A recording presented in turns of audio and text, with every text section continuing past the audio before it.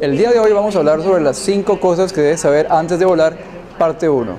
Son muchas las preguntas que me hacen día a día acerca de temas que a la gente les genera mucha curiosidad y que inclusive yo antes de comenzar a estudiar aviación y entrar en todo ese mundo también me preguntaba. Muchas veces vemos que en los aviones nos toca hacer cosas que simplemente las realizamos porque nos dan la instrucción, pero no sabemos el por qué ni el para qué. En ocasiones los pasajeros se molestan al solicitarles acatar las instrucciones y normas de seguridad que se deben cumplir en los aviones, simplemente porque les parecen aburridas, sin sentido o no tienen lógica para ellos.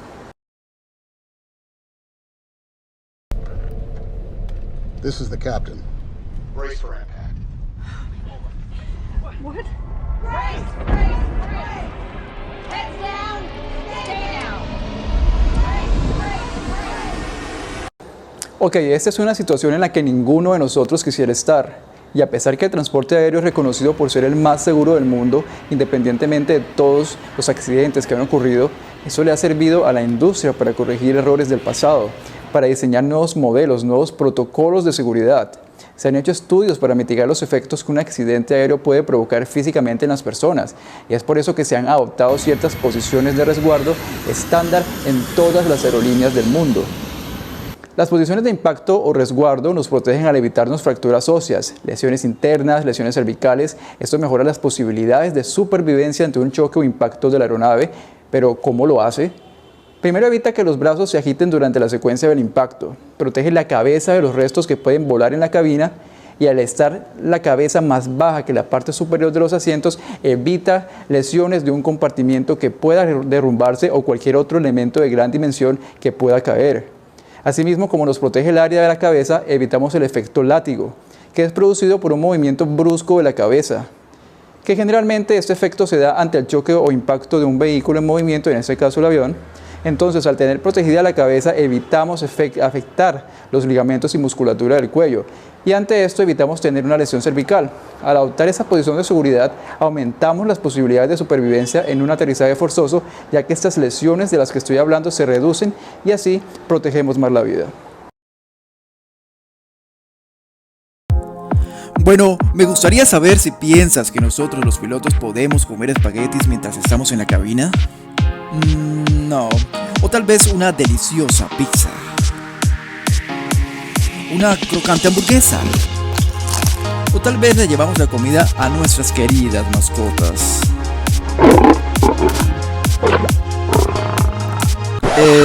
Yo creo que no. Los pilotos y los copilotos de las aerolíneas comen distintas comidas, pero no es exactamente por lo que debes estar pensando. A pesar de que no es una norma regulada, la gran mayoría de las aerolíneas opta como regla que tanto el piloto como el copiloto asignados a un mismo vuelo tomen diferentes comidas. El principal motivo es obvio: evitar a toda costa una intoxicación alimenticia de las personas que están al mando del avión. Por ejemplo, unos huevos en mal estado o algún problema con la fruta, etc., ocasionaría un gran problema al mejor estilo de las grandes producciones de Hollywood. En 1982, 10 tripulantes de un mismo vuelo transatlántico, todos se intoxicaron por haber consumido una misma comida, y en el momento que se comenzaron a sentir mal, los pilotos tuvieron que dar vuelta atrás. Después ocurrió algo similar en el 2010, 2 tripulantes, piloto y copiloto, se intoxicaron en vuelo por haber comido lo mismo antes de abordar el avión. Por casualidades de la vida, compraron sus alimentos en el mismo lugar. Como conclusión de todo esto que ha pasado, nos queda como aprendizaje a los tripulantes que la mejor barrera para combatir este y otros tipos de incidentes es el autocuidado.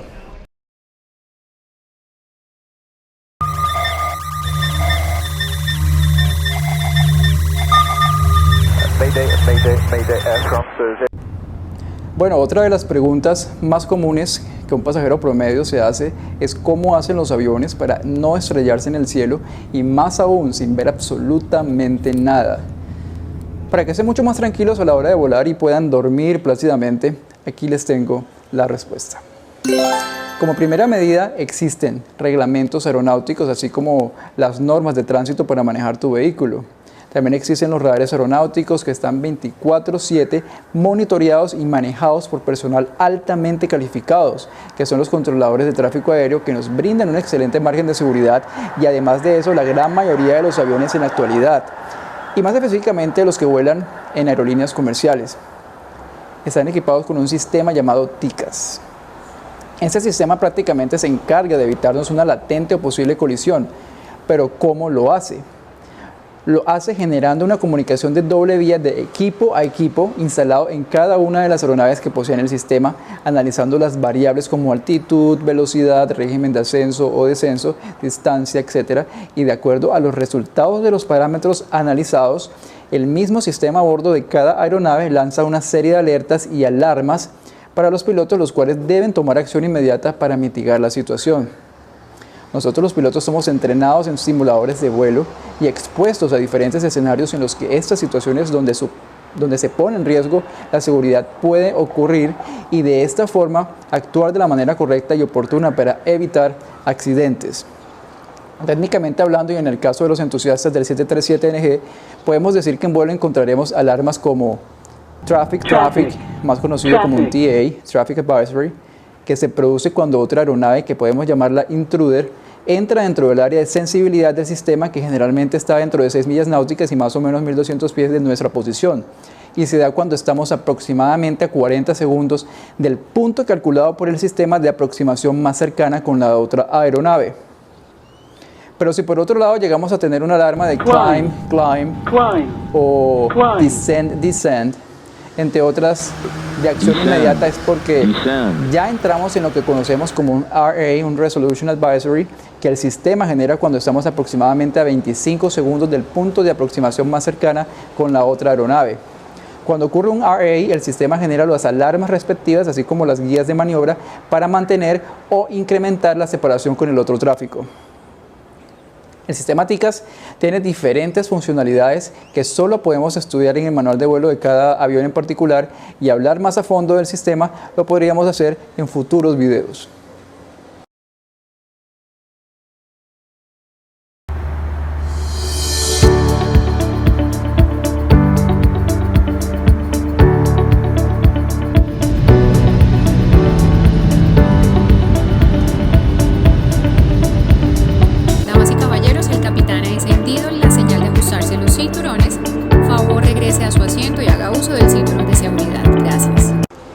Ok, en un cilindro perfecto, el estrés viaja suavemente a través del material, un flujo que es interrumpido con la interrupción de una ventana.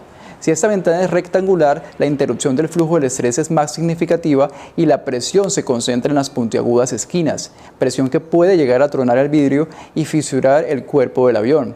Si la ventana es ovalada, los niveles de estrés tienen mayor balance. Desafortunadamente tuvieron que ocurrir 2 accidentes aéreos y una importante investigación científica antes que los ingenieros se dieran cuenta de los problemas causados por las ventanas cuadradas. Después de este momento, todos los aviones fueron diseñados con ventanas redondas para proteger la integridad del fuselaje y permanecieron así desde entonces.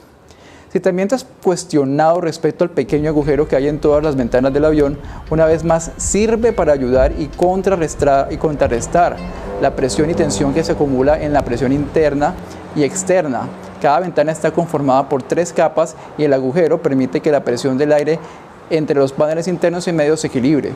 Como resultado, la presión en la cabina solo es aplicada al panel externo, reservando el del medio para emergencias.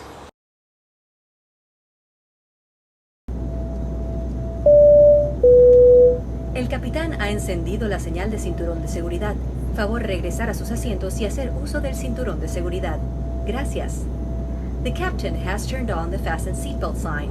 Please return to your seat and fasten your seatbelt. Thank you. Ok, estos son el tipo de anuncios que ustedes van siempre a escuchar cuando la señal de cinturones de seguridad ha sido activada por los pilotos en la cabina. Cabe notar que son regulaciones internacionales y no es que la aerolínea se lo haya inventado, y el no acatar estas normas acarrea sanciones legales. Los pilotos son los únicos que tienen acceso a este sistema y me preguntarán por qué solo ellos. Y la respuesta es porque el capitán legalmente es el responsable de la seguridad de su tripulación y de cada uno de ustedes. Y además de eso, son los pilotos los únicos que saben qué está pasando con el vuelo. Los únicos que pueden anticipar una situación de emergencia en la que el uso del cinturón será o no será requerido.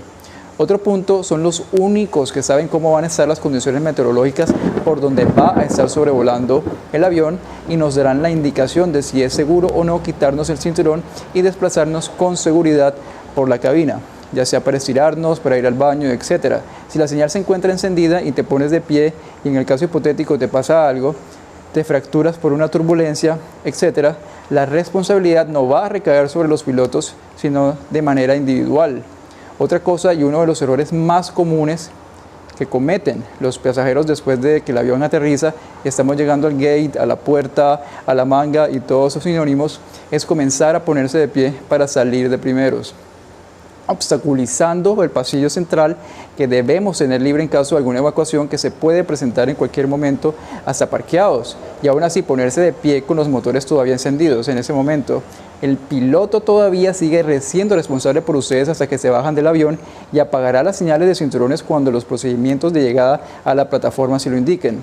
Ustedes pueden observar que a la llegada, así nos demoremos 10-15 minutos parqueados, con el avión sin moverse, los tripulantes de cabina de pasajeros se levantan de sus asientos única y exclusivamente cuando el piloto apaga las señales para poder realizar sus procedimientos de apertura de puertas, a menos que sea alguna situación especial y previamente coordinada y autorizada por el comandante. Así que, señores pasajeros, los invito a ser muy juiciosos con esas señales y poner en práctica todas estas recomendaciones y así lograr la mejor versión de ti. De esa manera finalizamos con las 5 cosas que debes saber antes de volar parte 1. Te agradezco mucho por haber visto este video. Nos vemos a la próxima. Un abrazo.